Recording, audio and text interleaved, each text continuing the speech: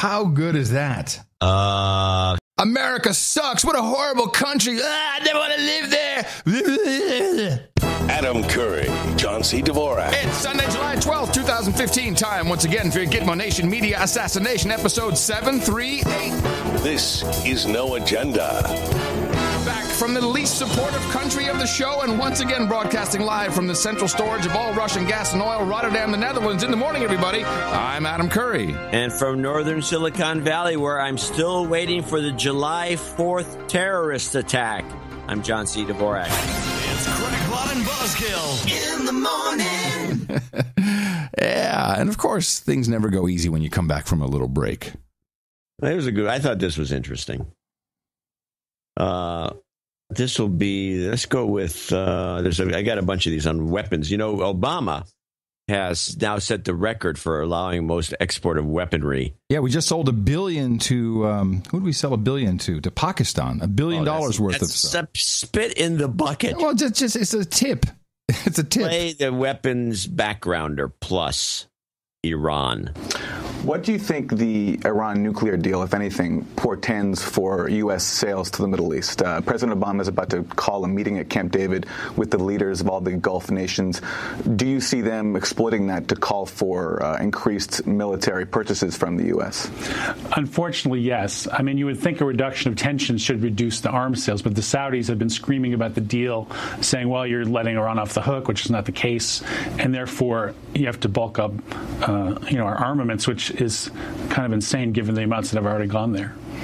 So how does the Obama administration spending on military weapons and is it the Obama administration spending money on military weapons or just allowing the weapons to be sold to these countries? Both. And how does it compare to the two terms of the George W. Bush administration? Well, primarily these are sales because the Saudis and others in the Gulf can afford them. The exceptions being aid to Egypt and Israel, which are the biggest recipients of U.S. military aid. Under Bush, they sold about $30 billion less than the $169 billion of the first 5 years of Obama. So already in 5 years, he's outsold what Bush did in 8 years. And what does this mean for war in the world? Well, I think we're seeing the sales are up. Results now. As they mentioned in the prior segment, Saudi Arabia is using U.S. weapons to bomb Yemen. Civilians have been killed. Egypt is not exactly a democratic regime, as we know. Now they've opened sales again to them.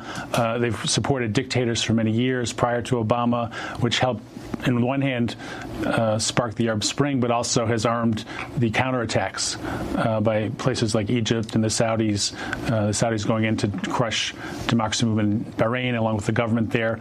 So it's been a force, a negative force for many years, but I think it's spinning out of control now. Now, it really is disconcerting to people like Democracy Now! Staff when they say Obama's allowed and managed to sell more in 5 years. So more than any other. In fact, if you play the other clip, which is a little shorter. Did she lose her shit over it? No, they can't deal with it because it's like, oh my God, what are we going to do? I don't know. Maybe he should be renamed a Republican. We'll just blame the Republican somehow. Yeah. They can't really deal with it. You can play the other clip. The other part of this was besides the outrageous amount, it's also more. Obama's allowed more in 5 months than any president has since World War II, and probably before that, because I think only maybe during World War II we were spending a lot of money on weaponry. But this is completely out of control. And you play this is the weapon sale long clip. I'm going to skip these, and let's go to the trend. There's clip after clip, everyone's wringing their hands over all those arms that are being sold all over the place to rebelize the place. And then out of the blue, I picked up this clip, which kind of added another dimension. This is the Trans-Pacific Deal clip. Okay. Arizona State University, ahead of a trip to Asia, Secretary Carter touted the Obama administration's so-called rebalance toward the Asia-Pacific region, saying it should include both new high-end weaponry and the trade deal, which covers 40% of the global economy. Carter compared the deal to a new aircraft carrier. We're going to rebelize the entire world if we can get away with it. Ladies and gentlemen, it is time to rebelize! I was reminded, and we need to do this more often now that we're in our 8th year, and some people are very puzzled by some of the things that we just take for granted. One of them is when I played the president, our President Obama sitting down with King Willem-Alexander of the Netherlands, I was reminded by several producers, hey, it's time to roll out that clip where we hear the president tell every representative of every country that they are our number one ally, and they're all punching above their weight. It's fairly typical of the way that Danes have punched above their weight in international affairs. I've said this before, but I want to repeat. Norway punches above its weight.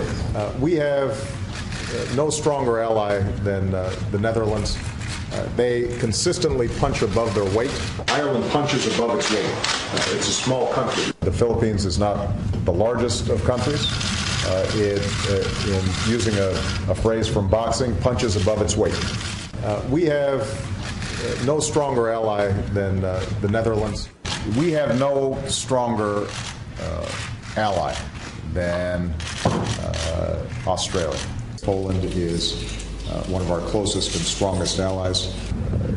Great Britain is one of our closest, strongest allies. As I said earlier, Germany is one of our strongest allies. This state visit reflects the fact that the Republic of Korea is one of our strongest allies. Israel is one of our strongest allies. France is our oldest ally. La France est notre plus ancien allié. And continues to be one of our closest allies. Italy is one of our strongest allies. Japan is, of course, one of our strongest and closest allies. If there's a need for a rescue mission, when the world is threatened, and the world needs help, it calls on America.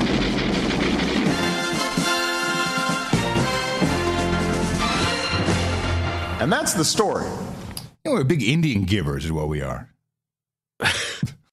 Now, people who listen to this program know a lot of things way ahead of anybody else. This was the most frequently retweeted TED Talk of the week. It was presented, I believe, at TED Scandinavia. Was it TED or TEDx? No, it was a TED. You sure? Yes. I specifically looked, and I thought, wow, I didn't know there was a TED, but apparently... I didn't know there was a TED outside the USA. No, TED Scandinavia. Trevor Aronson, who has written a book about it, and it's a 6 or 7 minute talk, 2 quick clips, his intro, and then I'll do his outro. The FBI is responsible for more terrorism plots in the United States than any other organization. More than Al-Qaeda, more than Al-Shabaab, more than the Islamic State, more than all of them combined.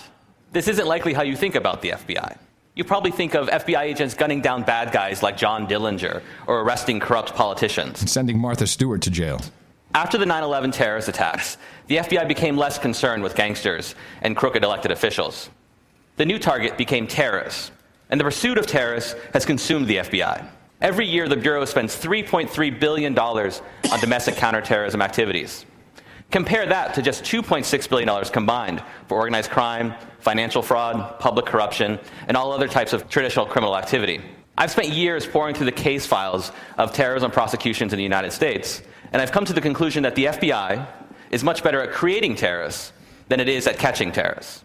In the 14 years since 9/11, you can count about 6 real terrorist attacks in the United States. These include the Boston Marathon bombings in 2013, as well as failed attacks, such as the time a man named Faisal Shahzad tried to deliver a car bomb to Times Square. In those same 14 years, the Bureau, however, has bragged about how it's foiled dozens of terrorism plots. The FBI has arrested more than 175 people in aggressive undercover counterterrorism stings. These operations, which are usually led by an informant, provide the means and opportunity, and sometimes even the idea, for mentally ill and economically desperate people to become what we now term terrorists. And the thing that bothers me about this TED Talk is that you or I could have done this TED Talk. Is it my attitude? We're doing this TED Talk right now. Is it my attitude, John? Is that why I don't get invited to do the TED Talk on the FBI creating more terrorists with retards? You know, this is not the first guy who's noticed this, and we're not the first podcasters who's noticed this. This is a very it's well known. I'm surprised he's the only guy that comes on a TED Talk to do it. That's my point. So you got to be in the, he's got a book or something. Yes, he does. Here's his wrap up. U.S. government officials call this the war on terror. It's really just theater, a national security theater, with mentally ill men like Sammy Osmakosh, unwitting actors in a carefully choreographed production brought to you by the FBI. That's right. Brought to you by the FBI. I'm glad somebody formularized the whole thing and put it on TED. Oh, and everyone's going to be, that's interesting. All major media outlets receive most or all of their financial support from sponsors, underwriters, and advertisers. As such, their coverage and analysis of news and current events is tainted by the interests of the supporting organizations and corporations. The No Agenda Show is 100% user-supported. This value-for-value model allows your hosts, Adam and John, to provide true analysis and deconstruction of the media, government, and economy in ways that other forms of mass media cannot. Simply put, the No Agenda Show is, quite possibly, the only truly journalistic news outlet in existence today. Please visit noagendashow.com for the latest episode. It reminds me of this clip. Let's play this. I don't know if we want to stay on this topic, but I do want to play a little clip because of this scam that was presented and shown on Newsnight. And let's play it. This is, since we're talking about journalism and the corruption of everything, let's play Chocolate 1. Chocolata. Does chocolate help you lose weight? You might have read reports recently of some German research claiming that it can. Very sadly, it was all a hoax. The deliberately flawed study was designed to show how easily the media will swallow bad science. Here's Evan Davis. Science journalist John Bohannon made up a false identity, Johannes Bohannon PhD. He set up a bogus research institute, simply a crude website, and he conducted a real study based on a tiny sample of 7 men and 11 women split into different groups. In tiny samples, randomness can generate results, and that's what happened here. One showed that the people who ate a bar of chocolate a day lost more weight than the others. Bingo! On the back of this dodgy conclusion, the study made headlines around the world. It was accepted for publication in one journal. Mr. Bohannon found himself doing media interviews with no one taking much trouble to check out the thoroughness of his work. It's real! It's real! It's real! And then when he comes on and they interview him later, he makes the comment that I think kind of summarizes journalism in the modern world.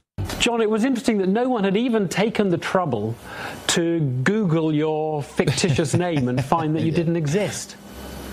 Yeah, well, journalists are lazy. You and I both know that. It's your hoax exercise. What does it say about the reporting of science and of diet science in particular? It seems to be amateur hour. Yeah. And there we go. Dingo, boom, boom, chakalaka, boom, boom, boom, boom, chakalaka, boom, boom. We're all gonna die. Let's talk about that South Carolina shooting, which, of course, now I have some comments on this video, and it reminded me a bit of the Boston bombers. Just a brief clip here from the South Carolina police chief. I think that if you get all of... What are you, still thinking? Still thinking on something?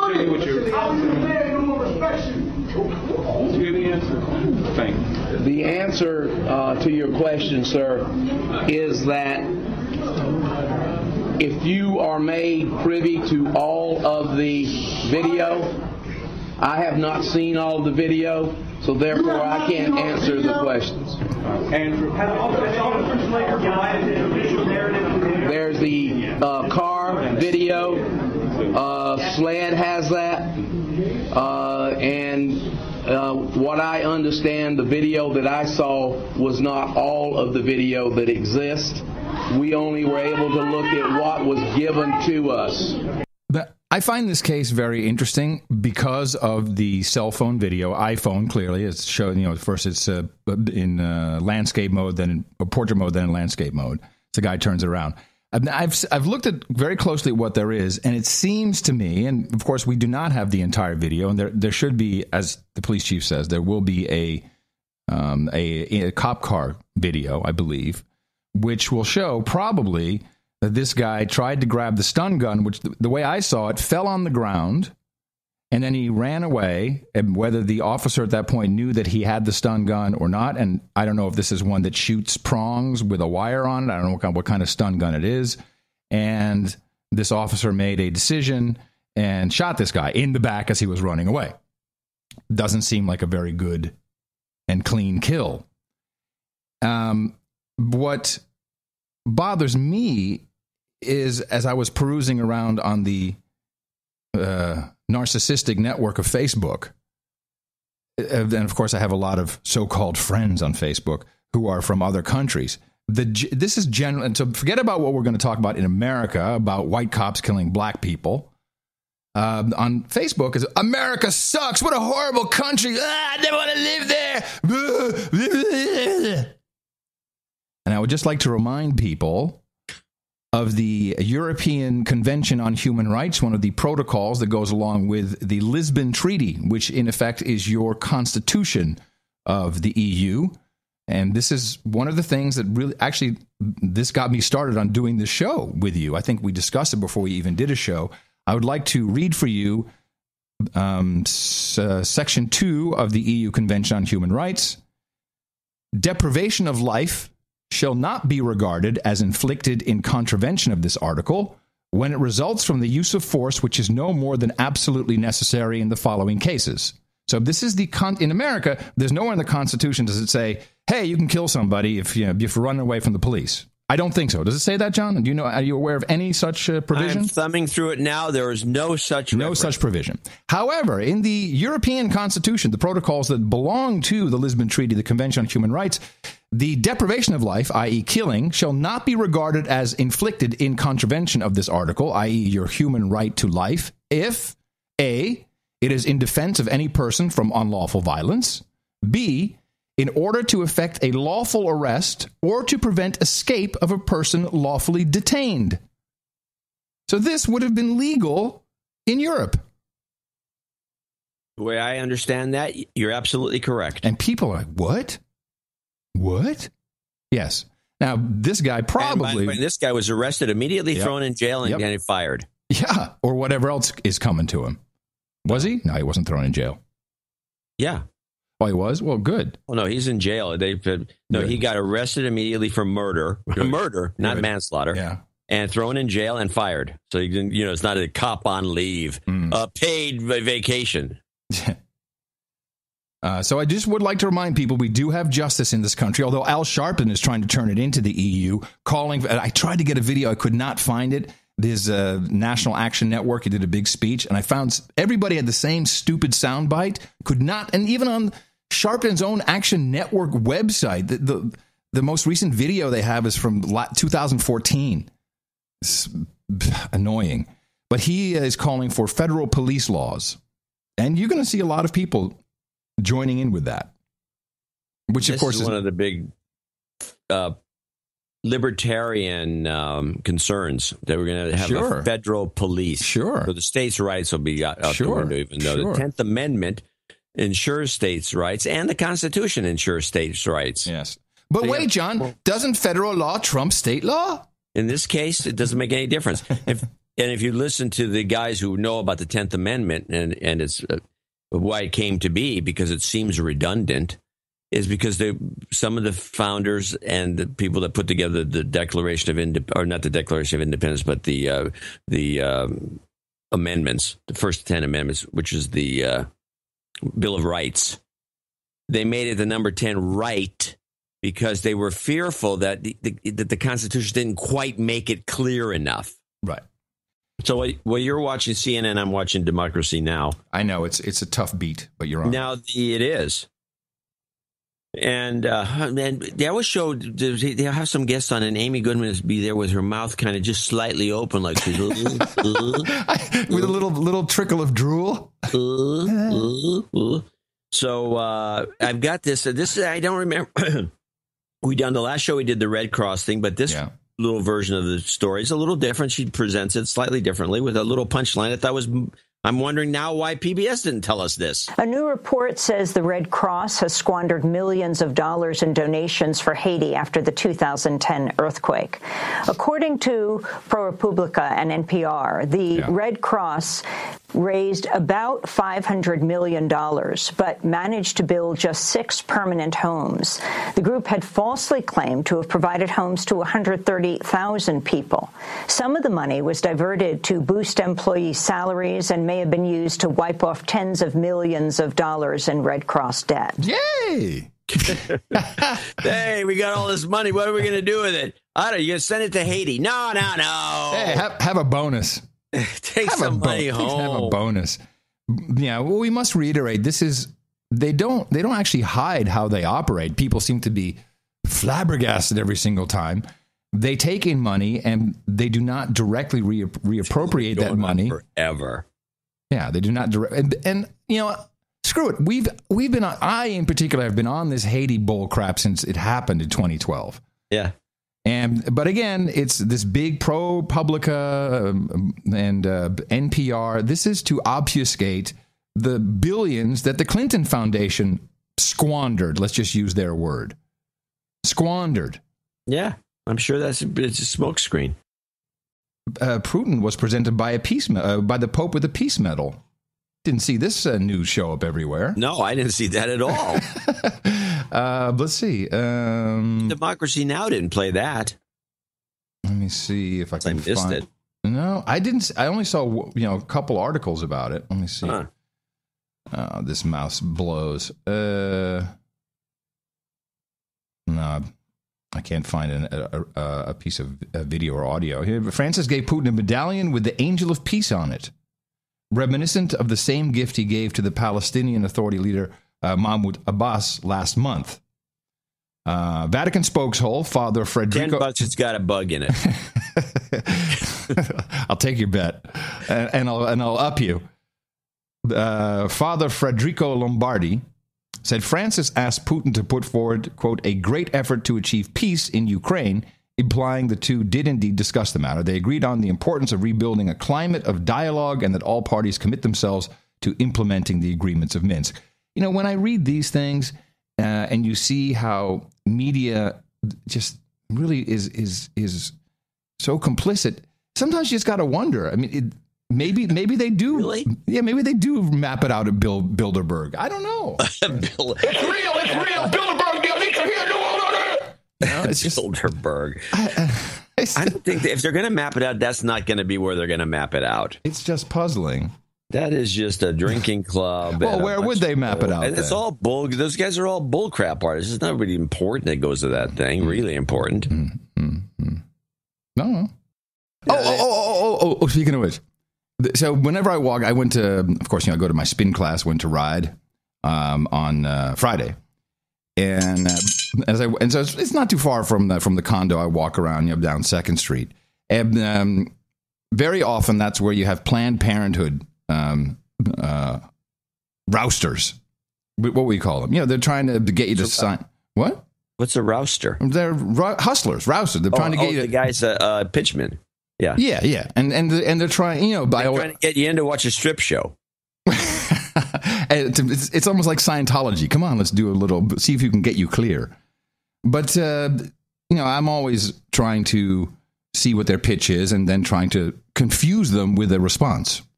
This is something I enjoy doing very, very much when people are peddling something on the street, but I just really don't want to be bothered. And so they have the red shirts on, Planned Parenthood. And what have I said in the past? It's like, no, thank you. I hate children. I've tried that one. They thought that was always pretty something funny. Like that. That was a good one. Along those lines. But they have a new tactic, and my instantaneous Tourette's reflexes kicked into gear. And I want you to consider doing this if you are trying to, if Planned Parenthood hustlers are trying to get you on the street. So their new tactic is, as you're walking up, they'll say, "Hi, how you doing?" Which is, and it's hard to be just a dick and go, someone's saying hi. You can manage it. So what you do is you say, "Oh, hi." But then here's the new thing they're doing. Then they stick out their hand and say, "Hi, my name's so-and-so." And I think is probably effective because you have a response when someone sticks out their hand to shake your hand and says their name. You know, if you have any decency in you, your hand kind of comes up automatically. You go, oh yeah. So, but here's what happened when I did it. So I stick out my hand. There's a reflex, and I'm going towards this woman's hand, and then I go, psych, and I pulled it away and kept walking. And it had completely just out of the blue. And they were looking at me like, what is the what? So psych. It worked. So this is a recommendation. Yeah, that is better than my idea, which would be to take both your hands, pull them back, and hold them around shoulder height in a palm forward manner, like you're scared to death. No, I think mine is better because you can just keep walking. You don't have to stop. You put your hand out there, psych. Well, you could also spit in your palm and shake your hands. I guess that'd be funny. You could do that. Anyway, that was my idea. Yeah, I think it's a good one. Meanwhile, I watched Bill Maher. Oh, no. As much as I don't like watching Bill Maher. You always tell me not to watch him. I don't like watching him either. Huh.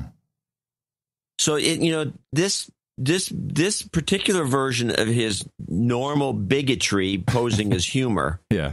It was just over the top. And it was. Sorry. And we can play play the bigotry clip and tell me if this is not what he's exhibiting, his anti-transgender Bruce Jenner, Caitlyn. Christine, whatever, Caitlyn.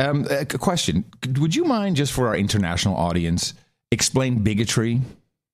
Oh, yeah. Well, actually, let's go further than that. Let's open up our browsers and actually read the definition. Consult the book of knowledge. I don't think a lot of people understand the subtle differences between racism, hate speech, bigotry.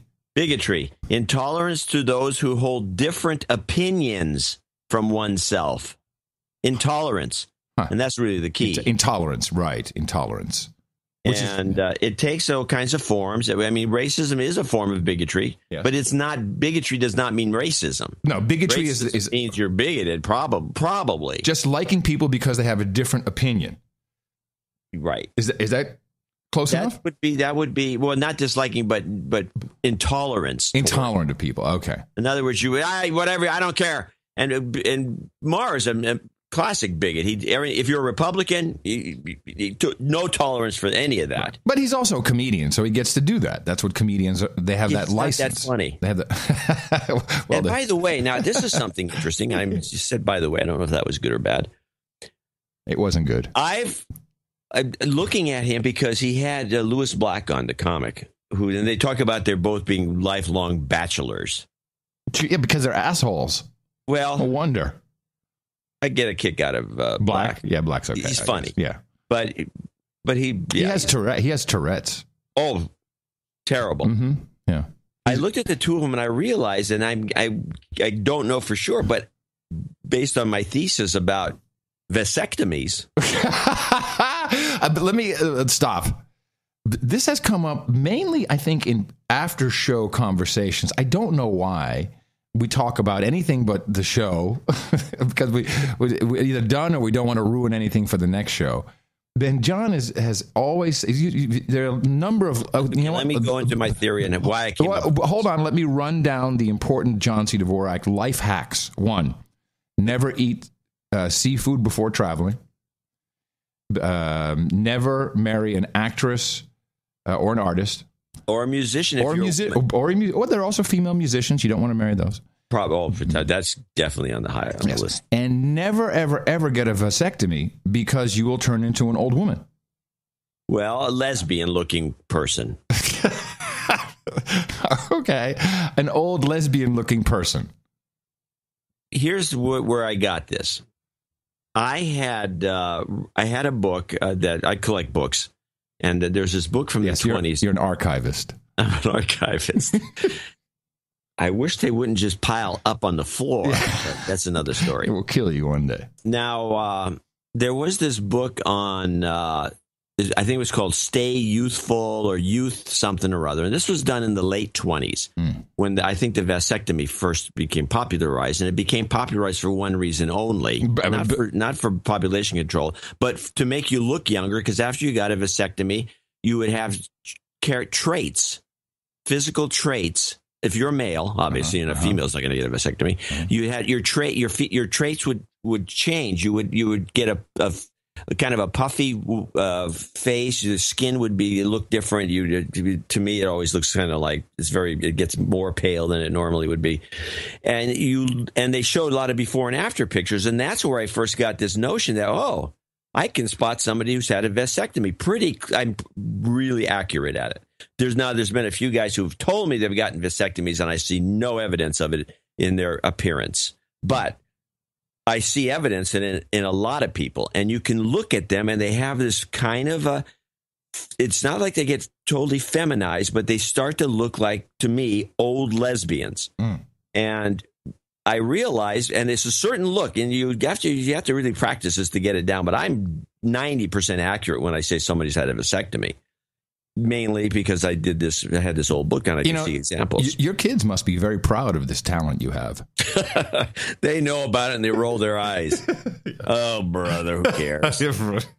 Anyway, Mar, for sure, has had a vasectomy. Think about it. Good all point. He does is bitch about kids and population. There you go. He's one of those guys who got the vasectomy probably early. Yeah. Fool. Talked into it because, population growth, we're all going to die. Well, I'm going to do my part, and I'm going to have a vasectomy. Save the earth. Save the earth. Save the earth. Never get laid again. Black, obviously, too. Oh, really? Yeah, I think so. I didn't think about it until he was sitting next to... It just came to me. I'm watching these two guys go back and forth. And then Mar goes on his bigoted thing about transgenders. Well, can we play it now? Yes, let's play it. Good setup. That's so wrong, because I feel like with this Caitlyn Jenner thing, which... again, we're all like struggling a little bit to understand it completely. We're for it, whatever makes a man happy. But I mean a woman happy. But that's the thing. He says he wants to date women, but he has a penis. But he's dressed like Betty Grable on the cover of the. Yeah. Is he a lesbian? Boy. You went gay. Gay seems so simple now. Well, gay's easy. Gay's the new straight. Yeah. It is gay. It's not even hip anymore. They just want to get married. What Caitlyn's doing, that's tits and dick and Social Security. That's, that's where the cutting edge is. So let me ask you. What? No, I was about Caitlyn Jenner, because you're a Northeast Republican, which, those are the sane ones. There's been an awful lot of pushback against Caitlyn Jenner this week from Mike Huckabee and Rush Limbaugh, the usual suspects. What do you think? No, he's a Republican. Caitlyn Jenner. She is. Yes. You're a screw up. You're a screw up. I know. Yeah, she's a Republican. Republican Party should welcome her to the fold. Really? Yes, absolutely. Yeah, and so we're still arguing about the pronouns, which is just another big part of the cultural Marxism that we identified on the last show. Here's my question. I have a question for you. Sure. With being politically correct and now saying she, do we also use she in the past tense, as in she won all those Olympic medals? That's a good question. That's an excellent question. Thank you. And does that mean that she was indeed the first woman to win that amount of Olympic medals? Well, a couple of things here. One, the medal should be taken away if that's true. Stripped. You cheated. Mm-hmm. And I don't know. I don't care. But this is, I guarantee you, this will be the conversation moving forward. Oh, I'm so sick of it. Now, what I find even more offensive than the regular bigotry that he exhibits was they jump the chasm with there's a black woman, not a classic stereotypical. I think it's you cross the chasm or you jump the shark. They jumped the chasm. Okay. because it seems that this was the kind of crap that you hear on this show that really is irksome. Play Bigot 2. Yeah, she's a Republican. Republican Party should welcome her to the fold. Really? Yes, absolutely. At the convention? Yes. Those Republicans that you quoted, they are not the ones running for office. I mean, I would love to see some of them are. The RNC is going to be held George in Pataki Cleveland, and they need to allow Caitlyn Jenner there to speak right there in good old Cleveland, Ohio. But you know what? We'll take her. I want her to become a Democrat. Caitlyn, call a sister if you want to run for office. I got your back. Oh, a freak show. We're in a freak show, John. The world, we're in a freak show. The gall to say, oh, well, if she's a Republican, why don't they have her speak at the convention? Well, how does this even make sense? In other words, this is the bigotry of it. It's, if that's true, then she should be speaking at the convention. Yes. How does that make any sense? I can't speak at the convention. Oh, it's just to rile everybody up to make sure we all know the Republican Party hates anything out of the ordinary. Right, when apparently Maher's the one who hates anything out of the ordinary. Did you hear the story about this? This is like in the news on the West Coast, and I'm sure it's really big up in Seattle area. This woman who... Well, you're prefacing it by saying that I probably wouldn't have heard of it because it's not anywhere near here, this news. That's what That's what I'm saying. Okay. You probably haven't heard of it, but this woman who's now one of the, I guess, officers of the NAACP claiming to be a black woman. Of course I've heard of this. It's hilarious. I love this. She's got her hair going and everything. She's black. Got the cornrows. She's got the deep tan that makes her look a little black, and she's got the contacts that are funny colored. She's got the whole thing going on. And her parents are going, she's white. The parents came out finally and said, what is wrong with our daughter? And then have you seen the pictures of her as a little girl? Yes, of course. She's blonde. She looks like she's ready to be a cheerleader, a white bread cheerleader. Yes. Give me a B. Give me an L. Give me an A. Give me a C. They had this one reporter showing her a picture, and she says, "That's your dad?" And she points to this black guy, looks like straight out of this guy, South Alabama. Yeah, that's him. He couldn't make it to the event, but yeah, that's him, that guy. So this is the dad. That's when I think the dad got pissed off. Her real dad. What is this? Busted her. There's one scene where somebody confronted her. She runs off. I thought it was the story of the day. You don't have a clip, though. I didn't make a clip myself. It wasn't worth a clip. I think discussion. Girl. I think there's a bigger problem they never want to address. Oh, hold on a second. Time to call in the bomb threat. There's one thing they never address in these meetings. I just don't understand it, because this is a danger to any airplane. Spontaneous human combustion. I was just talking about that the other day. I'm glad you brought it up, because I was talking about this, and I said, John's a believer. Well, only because I've done research on it. Do you want to reiterate your research? No, I mean, I could reiterate it, but there's plenty of documented cases where somebody just burns to a pile of ashes, really not doing much damage to the area around them, except the spot they're seated. Right. They tend to be in an overstuffed chair. I've found documentation of this going back to the 1600s. I'm sure there's stuff before that.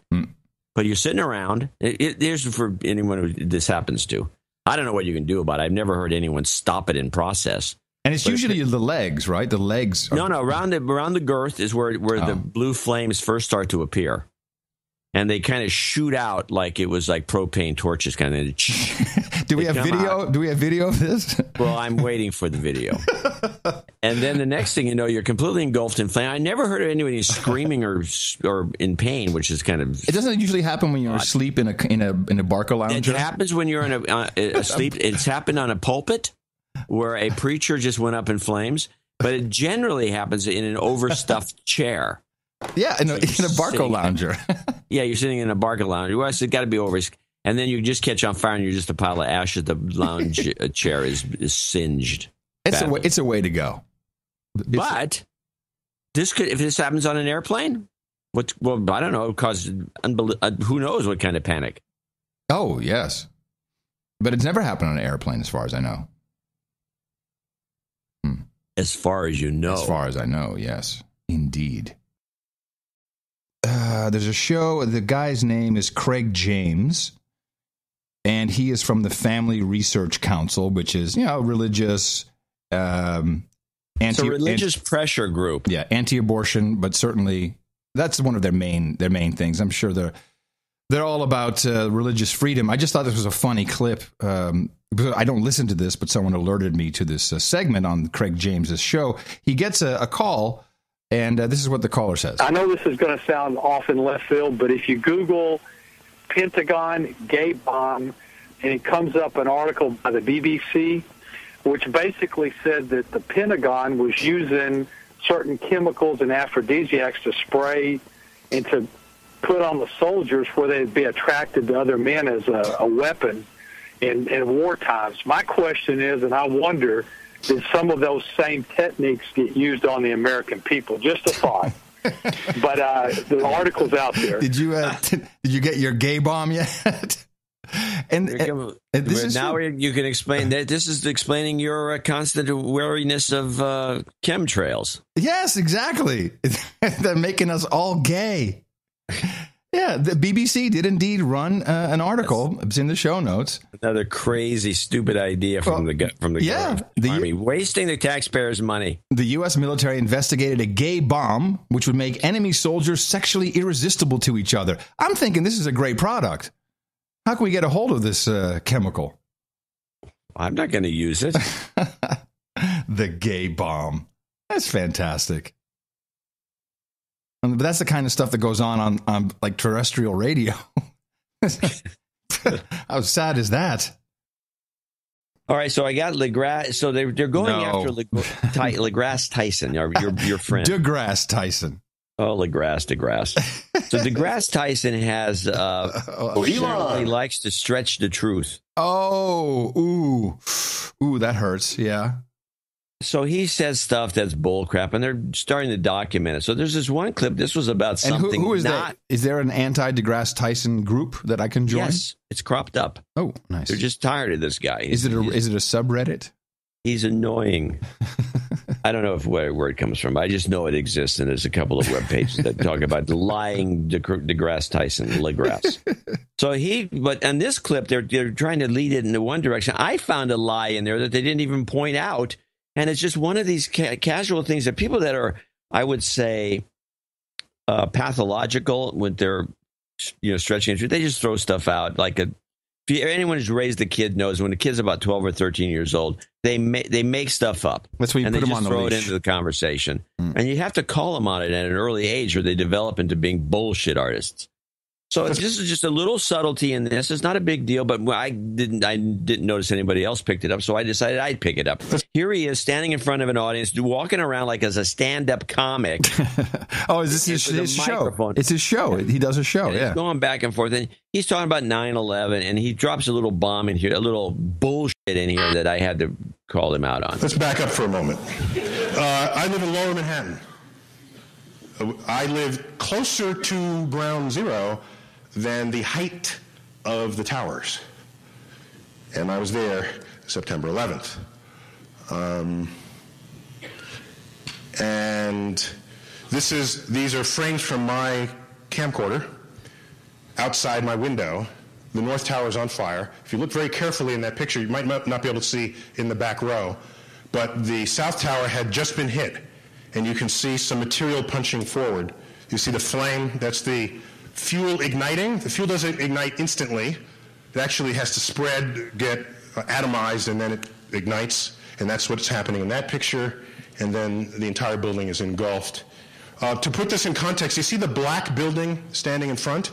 That sleek black building? That building outside of the island of Manhattan would be the tallest building on the eastern seaboard.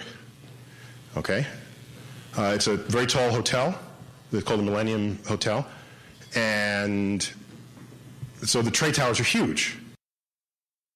Okay, the thing I didn't like was him saying that he was he was closer than the distance of the building, but of course they came down vertically and they didn't topple over.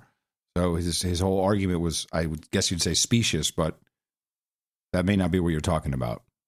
No, I don't know what anybody would catch. It's just one of these little bullshit things you throw in when you're talking. You sound like you know something. Mm-hmm. He says, just to put things in context, look at this black building, and he's talking about the Millennium Hotel. It's the tallest building outside of Manhattan on the Eastern Seaboard. I don't know what he means by the Eastern Seaboard, because Manhattan's not really on it. I guess it could be. Philadelphia's got 2 buildings taller. Oh, okay. Atlanta's got 2 buildings taller, maybe 3 buildings taller. And Miami, which is definitely on the Eastern Seaboard, has got at least 2 buildings taller. He lies. So this is just bullshit. He lies, I tell you. He lies. Bullshit. Elon. WTC7 won't go away. I'd like to hear DeGrasse on that. This was a little funny that I just picked up. We often talk about the scam that is Al Sharpton and his, was it the National Action Network? Yeah, I guess. You want to just briefly explain how that works? Well, the idea is this was perfected. This has probably been perfected way before these guys, but the Rainbow Coalition from Jesse Jackson's was one of the better versions of it. Right. And I think it's probably still one of the best exemplifies the problem. Yeah, best scam. You go into a CEO, you target a company, and you have to find some company that's got, like, they don't have enough black people working there, let's say. Right. And you go and you meet with the CEO, and you say, we noticed a couple of things. One, you don't have a lot of black people working here, and there's a lot of people complaining about it. This is my version. It's a problem. A lot of people complaining about it, and it might cause some protests. We have a lot of people in our organization want to protest and want to picket your place and want to point this out to you. And we noticed another thing that's kind of interesting. You've never donated to our operation, ever. There's no list. You're not listed anywhere. And I just That's strange. I don't see your name on my call list. And I just let you know that this is going on, and I'm trying to hold them back. I'll hold them back. It'll keep this from happening. But you might want to think about donating, because that at least gives you something, some leverage. And they, and they do a check for, $10,000 or whatever it is. And then that keeps the operation going. Right. Now, I've heard stories that a bunch of companies have hired private investigators because they're not putting up with this crap. Because it's extortion, but it's kind of legal. And there's stories where Jackson walks into a CEO's office and the guy shoves an envelope over to Jackson. I guess he's got pictures of his mistresses or something. Here you go. Yeah. And Jackson just gets up and leaves. There was a black preacher on, I forget his name, but it'll be mentioned at the beginning of the clip, on Greta Van Susteren's show. She has the most peculiar mouth. She had a lot of work done. Oh, is that what it is? Yeah, no, she was a very outrageously not fit for television look. Oh, for Fox, and so she decided, and she knew days were numbered as she got older, so she had a lot of work done, and it was. I think it was just a crap job. Yeah, certainly. There will be some bruising for 3 or 4 days, really. It's not going to be that bad. So here she is, and this guy was, I like it. I like it when people come out and just call it the way it is, and particularly if they get exposure. Obviously, on Fox, it's much easier. Pastor Marcus Mosiah Jarvis joins us. Good evening, sir. I read that you accused Reverend Sharpton of being a pimp. Hold on. Yes, that would be the case. So what happened? Well, they were holding a Stop the Violence rally in Hartford, Connecticut, and I guess his invite was supposed to bring some attention to the plight in the city of Hartford. But once the rally and the march was ended, there was a gathering at Shiloh Baptist Church, and there was a offering or a demand for money. And I thought that was hypocritical and contradictory to the cause. How are you going to ask a crime-riddled neighborhood that's impoverished for $100 each donation and without cause? They didn't say what the money was going to be used for. And so I thought it was pimpism at its best. But resist we much. We must and we will much about that be committed. Pimpism at its best. Nice. And I'm very curious about your take on the science as religion, and we've been got a lot of feedback from people about the vilification of people who go to church and are religious and how nutty they are, and they must all be Republicans and crazy, just crazy. He just a clip to lead us into it. 2016 presidential candidate and avowed Catholic Rick Santorum had a message this week for Pope Francis. Just under 2 weeks ago, the pontiff called climate change a sin, reasoning that because the earth is God's creation, it should be protected. The church has gotten it wrong a few times on science, and I think that we probably are better off leaving science. Yeah, he says the church has gotten it wrong a few times. What, they're talking about Galileo in the 1500s, or what are they talking about? Well, that's 1 or 2 times. Sin, reasoning that because the earth is God's creation, it should be protected. The church has gotten it wrong a few times on science, and I think that we probably are better off leaving science to the scientists. When we get involved with political and controversial scientific theories, then I think the church is probably not as forceful and credible.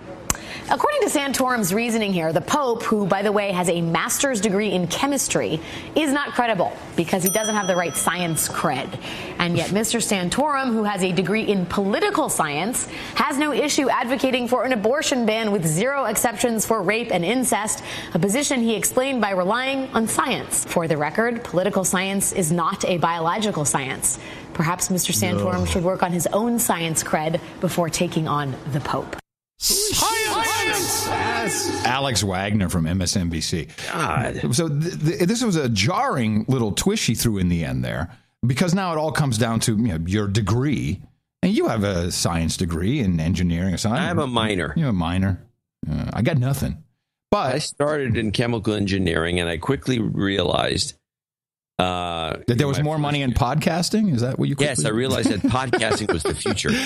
I quickly realized that I can't compete with the Chinese nationals that were brought into the system to just. Did you really realize that? And you're 19 or 20. You realized this? Yeah. Nice.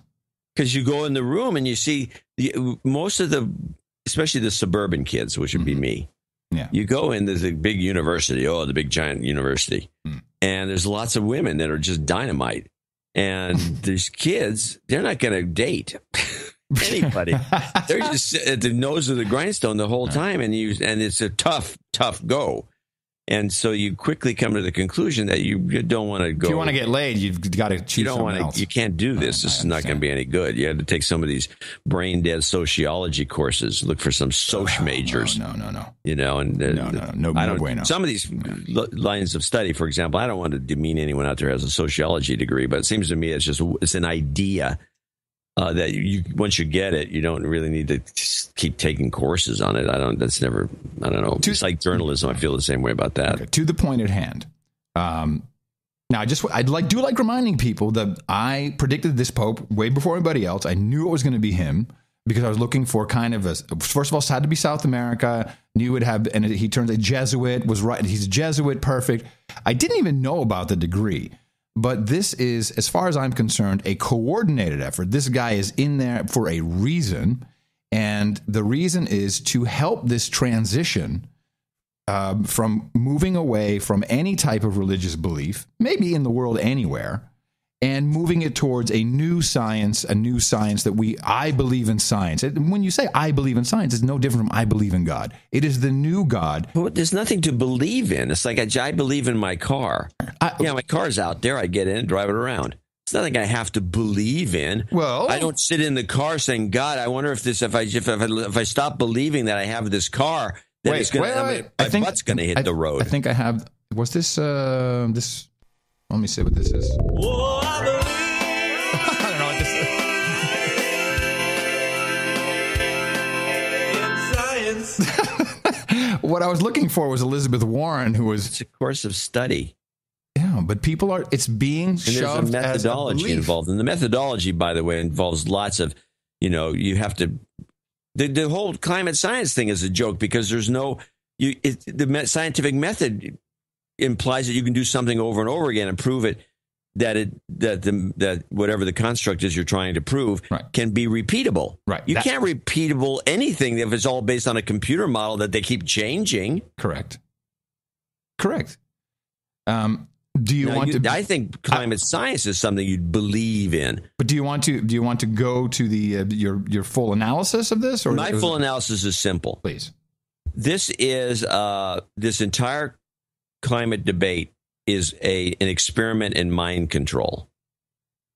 It's a government experiment in mind control. And the more I see the way people come blurting stuff out, they don't know what they're talking about, or they do say crazy things. It's a mind control experiment. I think it was kind of busted up a little bit during ClimateGate when they found all these, when some dude named Ben cracked into the email system and exposed the scam that was going on behind the scenes in the UK about the whole climate global warming thing, which was years ago, and that really that hurt the movement a lot. Yeah. But they've they keep hounding and hounding. They keep using the 97%. They use all these tricks and memes. It's all mind control. And anyone who's all in on it has. Can I play devil's advocate? Sure. How could this be? How could thousands of climate scientists all be in on this giant conspiracy theory you've just created, John C. Dvorak, of the government mind control? Whoa, you must be a Republican. I think most, and I would like to see somebody actually do a real survey, but I believe most of them aren't in on it. There's just a very few, and there's a lot of vocal ones, and there's a lot of people that aren't really scientists. In fact, most of the people that are big gung-ho climate change people are like Bill Maher. They have a loud bullhorn. They have no science background whatsoever. And probably used to make fun of the geeks in school, and they're push it on their shows. And I don't know how they bought into it, because I think there's mind control involved there too. This is a fantastic thing to witness if you're not being controlled by it. Right. Well, there was, and I'm only saying this because I've been reading some of these topics recently, and I said, this is what is obviously going on. Well, there was an interesting article that came out, and I'll tell you what it was in a moment. And it was, let's see, a lot of what is published, and I'm just quoting from this op-ed, what do you call it, column. A lot of what is published in scientific journals is incorrect.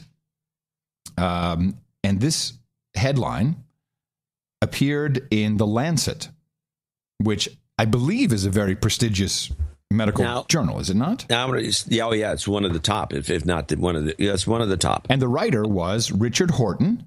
Okay, now I'm going to stop you here because I know where you're going with this. I have not been able to find this quote, even though I've heard about this quote. Oh. I believe you're headed to the same quote that I was looking for, and I couldn't not Let find. Me see where I got this from. Okay, so you're saying, you know what? It's a good point, John, because I did not look this up in The Lancet. But I don't know if can you get to The Lancet without a subscription? I think you have to go to the library. You have to physically move your butt. You could call them up. They probably. But I would presume that this guy Richard Horton, that if he didn't write this, I would be hearing about that.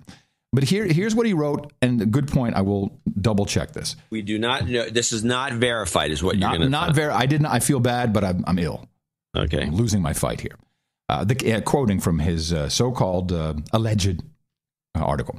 The case against science is straightforward. Much of the scientific literature, perhaps half, may simply be untrue. Afflicted by studies with small sample sizes, tiny effects, invalid exploratory analyses, and flagrant conflicts of interest, together with obsession for pursuing fashionable trends of dubious importance, science has taken a turn towards darkness. And he continues, in their quest for telling a compelling story, scientists too often sculpt data to fit their preferred theory of the world.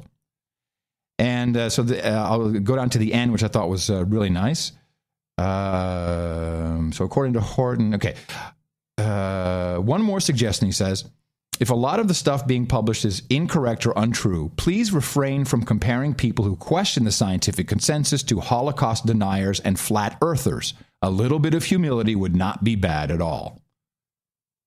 If this is true, and he wrote this, that's pretty big, and I would agree that that's what science has become. And if you bring academia into it, it is precisely what we were warned for about the military-industrial academic complex, which is what it originally was before the speech, right? Yep. Now, will this get legs? No. Well, it's gotten a little bit of, I mean, I noticed it. I still have to find it. Okay, I have it now. Chat room is on the ball, and I have it here from thelancet.com. Then it is a PDF, and it looks to be correct.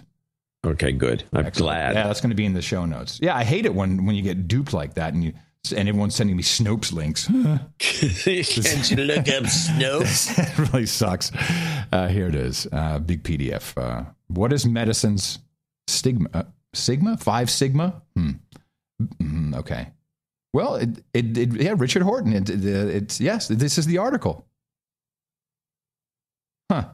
I'll put it in the show notes. Okay. But this won't get... definitely read this. Yeah. And, of course, we talked about this before. There's a lot of other journals like the Science itself, the magazine Science, which is pretty well known. They had to retract a bunch of stuff, and retractions are rampant because people are lying.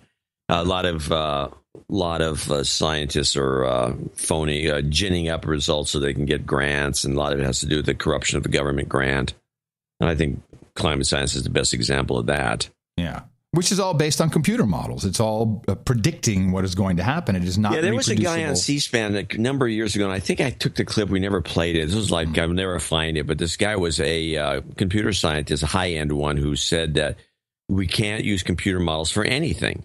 He says they're all flawed. They're incredibly flawed, and it's extremely dangerous to rely on computer models for a lot of stuff that we seem to be relying on them for. But it's like those Airbuses, they can't even get the software to work. Yeah. Engines crap out. Well, it was installed improperly. How does that work? Well, it's either installed or it's not installed. How do you install software improperly? Well, John, all software sucks.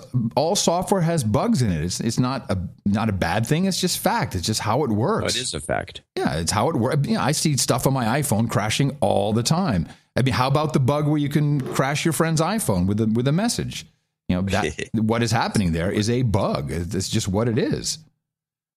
All right, so we got that out of the way. Yeah, there's one other. This is from Dvorak Space. It's the weekly Hooker Report. John C. Dvorak, filled with all kinds of economic indicators, and as we know, John, when the economy goes down the tubes, what happens? The hookers get cheaper and better looking. Correct, sir. In Tokyo, right now, the going price, according to the headline, oral sex now just $15 in Tokyo's red light district, thanks to bad economy. Wow. Nice. $15. That's best price. Best price. That would be in China. Well, we don't have any hooker reports from China yet. Yet. And all right, here's a little offbeat one before we're getting to the end here. But I want to play this because this caught my attention too. This, Sarnoff came out and he made this big apology and everyone was shocked by it. Oh, this Sarnoff, this is the Boston bomber, who now has received a death sentence. Yeah, he's dead, but he's not he's quite. a dead man walking. Even though the Bostonians, we're against the death penalty. Well, I guess we'll change our mind for this guy.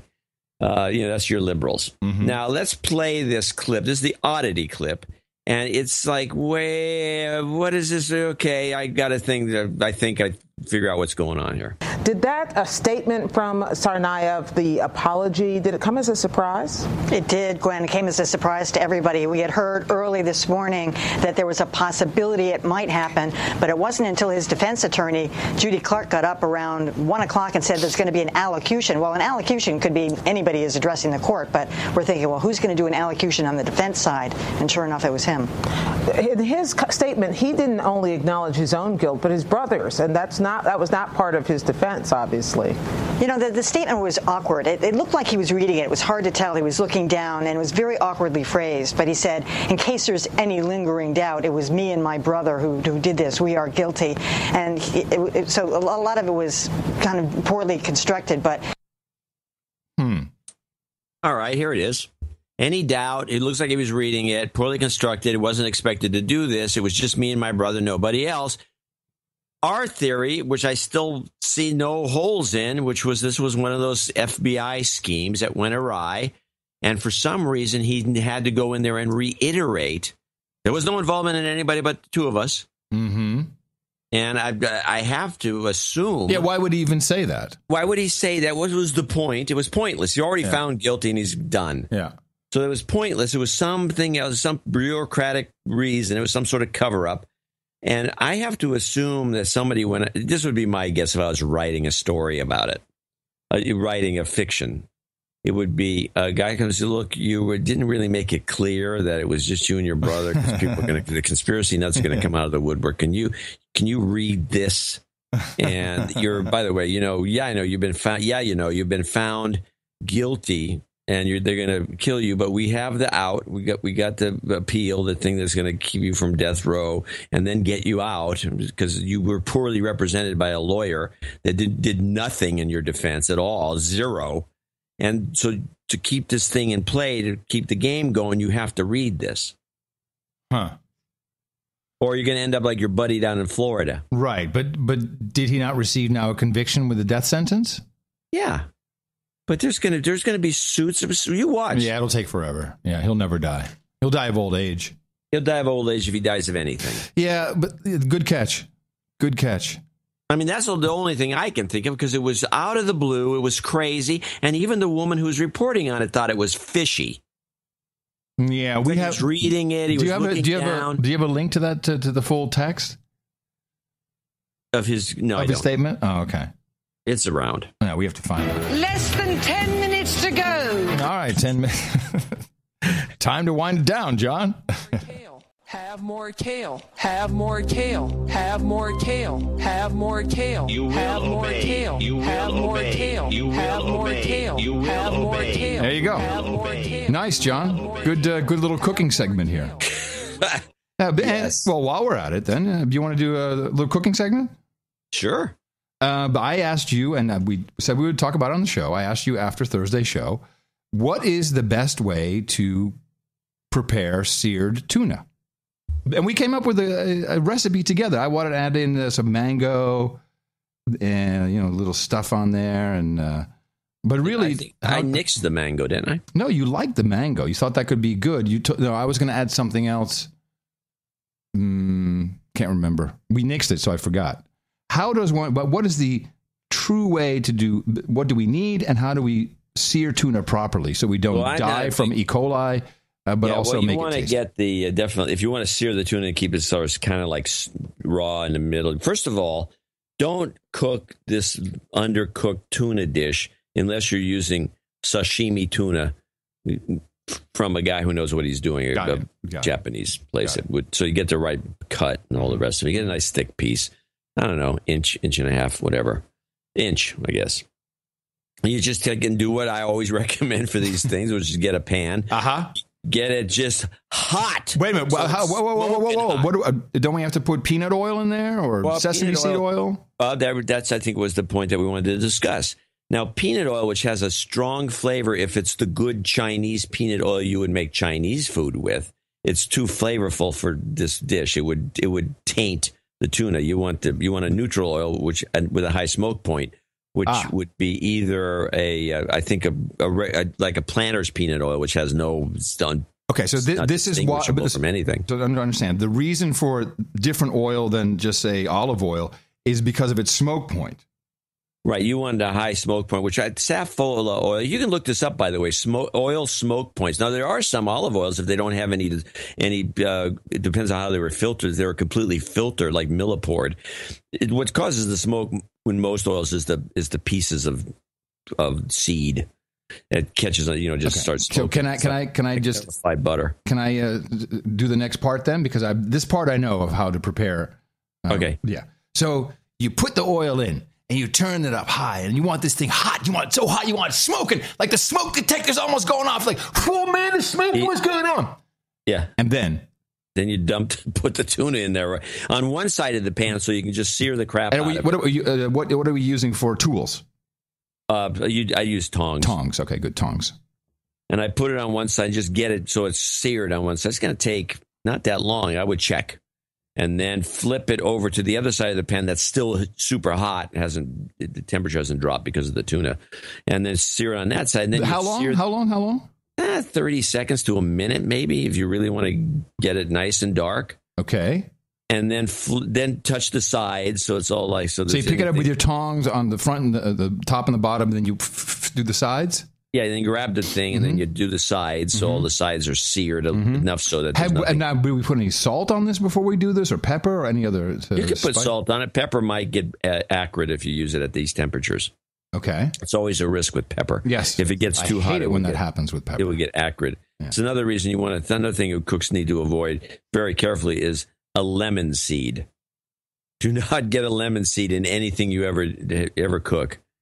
What happens? It will ruin whatever it is. It just ruins it. So if I were invited on The View, which probably would never happen, but I would be in this cooking segment, and I'd just like I'd have one in my mouth. Like, oh, looks really nice. I'd just spit the lemon seed right in. To ruin the dish? To ruin the dish, yeah. Yeah.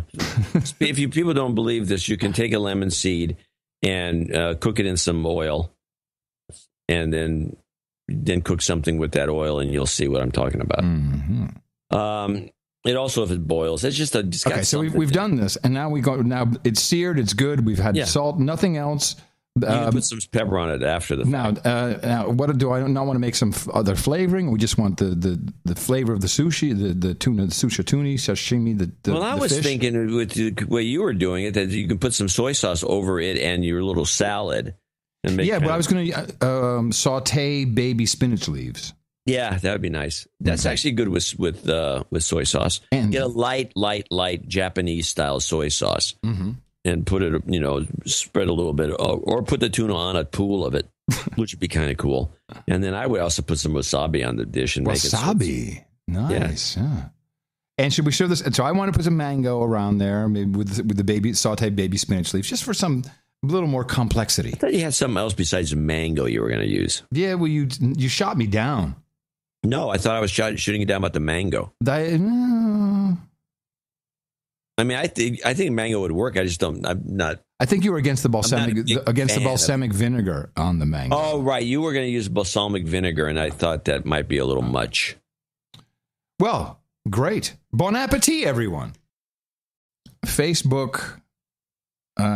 If you are in a state that has bullying, cyberbullying, or computer harassment laws, and there are, I think, about 30 of them now, these all stem from kids committing suicide who get lawyers. Not from taking drugs. No, in fact, the lawyers the lawyers who crop up for these kids, usually LGBTQIAP, they take their own life, and it's all blamed on cyberbullying and not on the drugs that they're on, the antidepressants. And the lawyers that show up, as we've documented on this program, are often lawyers who also work for the big pharmaceutical corporations.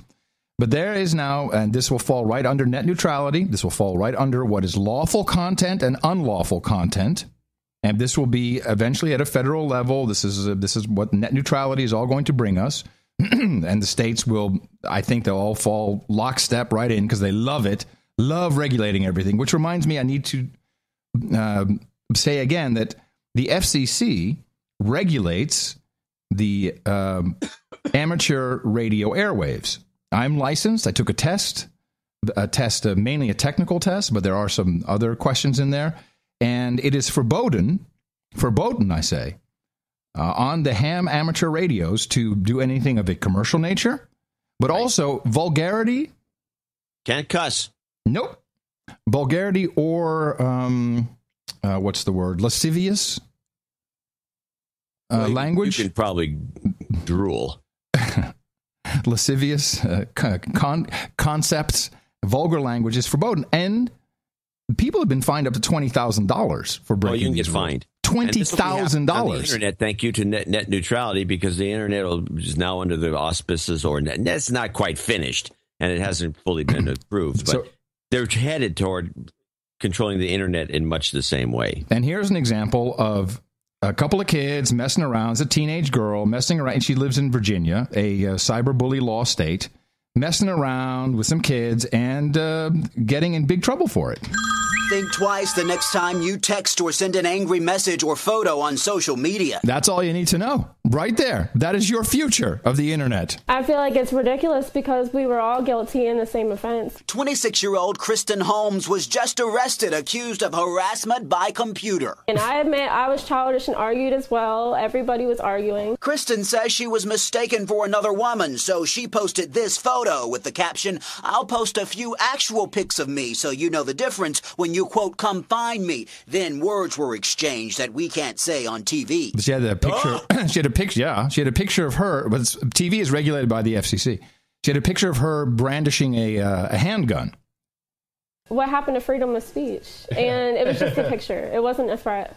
And so the next time you go on Facebook, remember, Holmes admittedly posted ill-conceived things on Facebook and now faces a Class 1 misdemeanor that could lead to a year in jail and up to a $2,500 fine. And there's no such thing as a petty crime. There's no such thing as a petty offense. Kevin Carroll with the Fraternal Order of Police says, according to state code, using a computer to send vulgar or indecent language or to threaten illegal or immoral acts could get you slapped with the same charge. You're arresting someone for using bad words?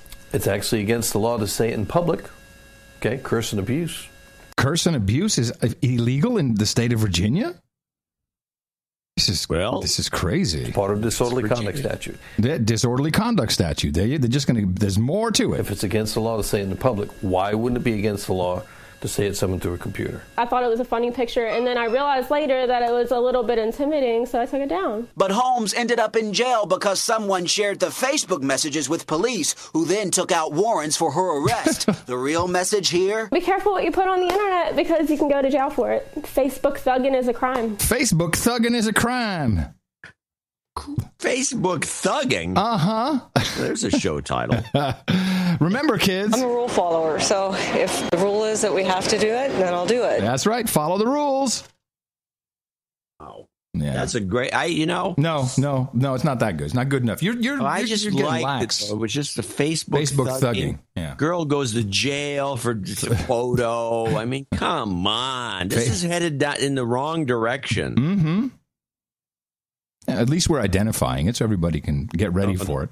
Facebook thugging. Oh, okay. Don't do that. But you also can't threaten threaten with an immoral act. What?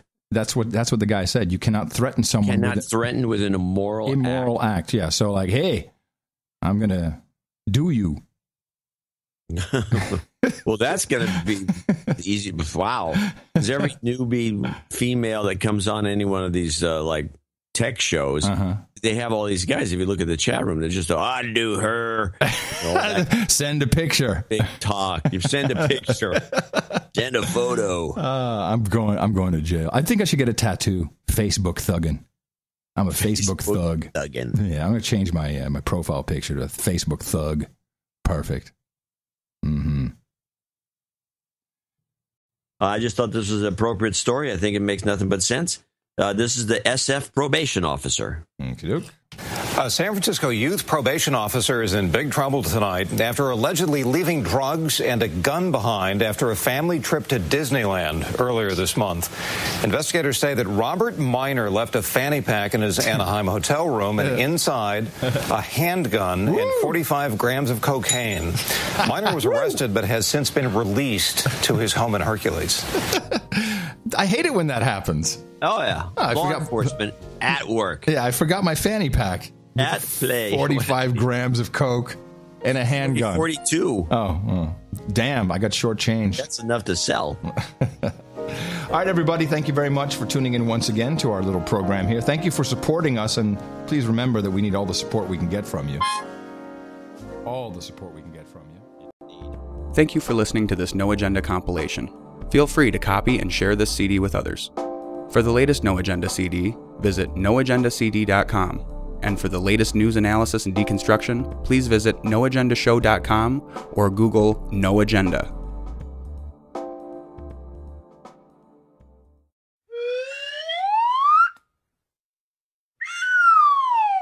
How good is that?